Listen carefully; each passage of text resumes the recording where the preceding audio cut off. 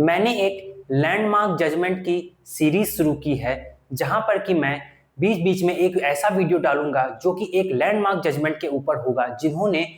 उस particular subject के ऊपर पूरी तरीके से डिसीजन उसका जो है वो लॉ के फ्रेमिंग को, लॉ के तरीके को बदल के रख दिया।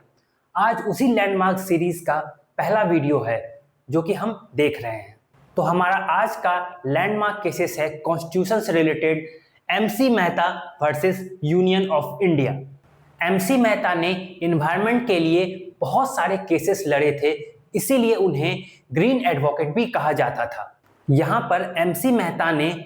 Shriram food and fertilisers company पर, जो कि एक फैक्ट्री उनकी थी दिल्ली शहर में, उन पर आर्टिकल 32 के तहत रिट पिटीशन फाइल किया था। उन्होंने इस पिटीशन में यह बात रखी थी कि इस फैक्ट्री को बंद कर दिया जाए, क्योंकि ये दिल्ली के हाईली पॉपुलेटेड एरिया में स्थित है और वहां पर ये केमिकल वेस्ट अपना और जितने भी इसके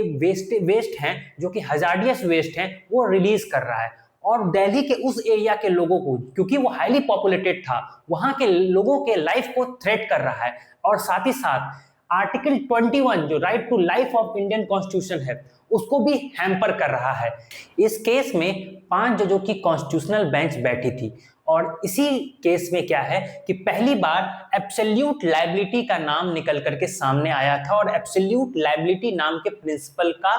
गठन किया गया था, बनाया गया था। एब्सोल्यूट लायबिलिटी के अंतर्गत ये प्रिंसिपल्स बनाए गए थे कि अगर कोई भी ऑर्गेनाइजेशन जो कि प्रॉफिट के लिए कोई भी बिजनेस करती है या कोई भी काम कर रही है, अगर कोई भी हार्मफुल या हजार्डियस एक्टिविटी करती है और उससे कोई भी नुकसान होता है, चाहे ऑर्गेनाइजेशन के अंदर हो या बाहर हो, तो वो उसके लिए फुल्ली रिस्पॉन्सिबल होगी और उसको कंपनसेशन देना पड़ेगा।